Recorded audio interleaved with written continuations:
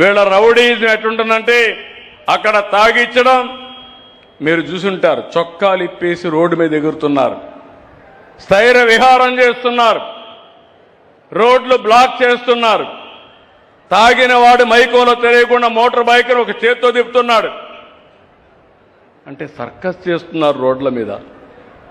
ఏ విధంగా law and order control చేయాలి మీరే చెప్పండి. అంటే ఎవరైనా తప్పు చేస్తే చర్యలు తీసుకోవాలన్నా లేదా అని మిమ్మల్ని అడుగుతున్నా. మా వాడు తప్పు చేస్తేనే నేను అరెస్ట్ చేశాను. గుంటూరులో తెలుగుదేశం కార్యకర్త ఒక ఆడబిడ్డను అవమానించాడని ఇమ్మీడియట్ గా అరెస్ట్ చేసి లోపల పెట్టిన ప్రభుత్వం ఈ ఎన్డీఏ ప్రభుత్వం అని చెప్పి కూడా నేను మీకు తెలియజేస్తున్నా. నేను అడుగుతున్నా, వెస్ట్ గోదావరిలో ఉండే మిమ్మల్ని అందరినీ, మా పోలీస్ ఆఫీసర్ శ్రీకాకుళంలో బందోబస్తుకి వెళ్ళింది.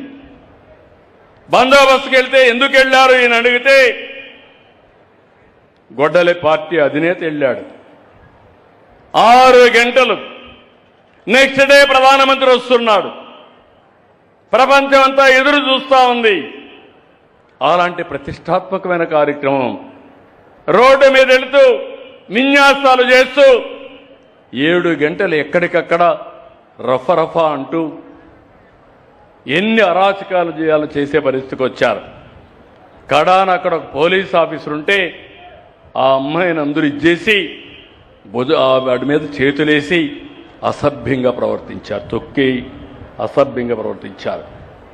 ప్రజలను కాపాడవలసిన పోలీస్ ఆఫీసర్ పైనే ఇలాంటి అసభ్య ప్రవర్తన ఉంటే మా ఆడబిడ్డలకు ఎవరు రక్షణ ఇవ్వాలనో మీరే ఒక్కసారి ఆలోచించిన తమ్ముళ్ళు అడుగుతున్నా.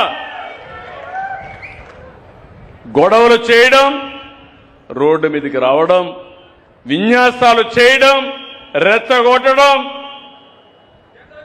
మళ్ళీ మాట్లాడితే ఈ ప్రభుత్వం కావాలని చేస్తుంది, పోలీసులు కావాలని చేస్తున్నారని మా మీద నెపమేయడం. డిఎస్సీ ఉంది, మీరు చూశారు. నేను అడుగుతున్నా, నేను మొదటి సంతకం పెట్టాను.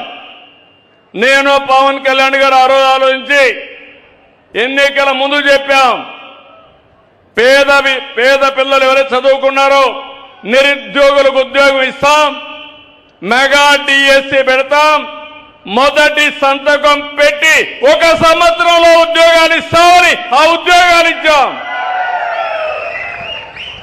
ఉద్యోగాలు ఇవ్వకుండా చేయాలని 350 సార్లు కోర్టుకు వెళ్లారు.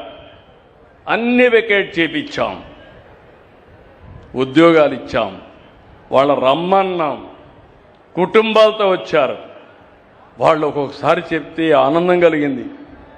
చిన్న పిల్లల్ని వదిలిపెట్టి రాత్రింబగళ్ళు చదువుకొని భర్తల సహకారంతో ఆడబిడ్డలు చదువుకున్నారు, భార్య సహకారంతో భర్తలు చదువుకున్నారు.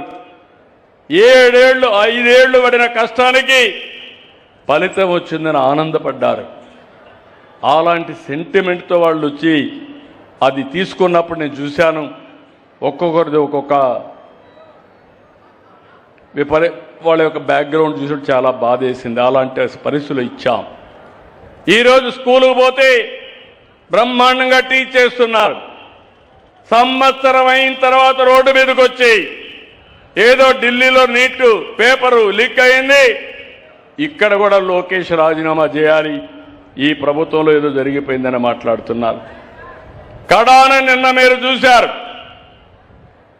ఎవరైతే ఉద్యోగాలు వచ్చాయో మెగా డిఎస్సీలో వాళ్లే ర్యాలీ చేసి ఇంతవరకు చూశాం, ఇప్పుడు మాకు ఓపిక నశించింది, మేము చదువు చెప్పడం ఎంత బాగా చెప్తామో తప్పు చేసిన వాడిని చితక కొట్టడం కూడా అదే మారి కొడతామని రోడ్డు మీదకి వచ్చారు. కొండారెడ్డి బురుజు కర్నూలు అనగానే మనకు గుర్తొస్తుంది. అలాంటి ఒక హిస్టారికల్ మాన్యుమెంట్ దగ్గరికి వెళ్ళారు. వెళ్ళి కబద్దార్ చెప్పండి, మేము సమాధానం చెప్తామని అడిగే పరిస్థితికి వచ్చారు. ఎవరన్నా సిగ్గుండేవాళ్ళు ఒప్పుకోవాలి కదా, మానాలి కదా, అవునా కాదా, మానాలా లేదా? మానాలి అనేవాళ్ళు చేలిపైకెత్తండి. ఇప్పుడు ఈరోజు మళ్ళా ఆందోళన చేస్తారంట. మళ్ళా ర్యాలీలు తీస్తారంట. అంటే రోడ్లన్నీ ఉండేది వీళ్ళు స్థైర్య విహారం చేయడానికి, రఫ గొడ్డలు పెట్టుకొని తిరగడానికి. అంటే నేను చూస్తూ గమ్మనుండాలి. అవునా కాదా? ఉండాలనా?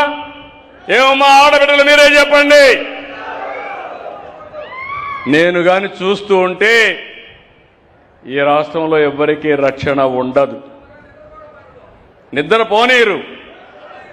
ఊరికొక రౌడీ, పేటకొక రౌడీ, గంజాయి బ్యాచ్ అందరినీ తాగించి మీకు నిద్ర బట్టని రాత్రులు తయారు చేయడానికి ప్రణాళికలు తయారు చేస్తున్నారు. అదే నా బాధ. నేను ఎన్ని పనులైనా చేయగలుగుతాను. ఒక భోగాపురం ఎయిర్పోర్ట్ కట్టాం, నేను కట్టానంటాడు. రేపు పోలవరం పూర్తి అవుతుంది, అది కూడా నేనే చేశానంటాడు. రేపు అమరావతి పూర్తి అవుతుంది,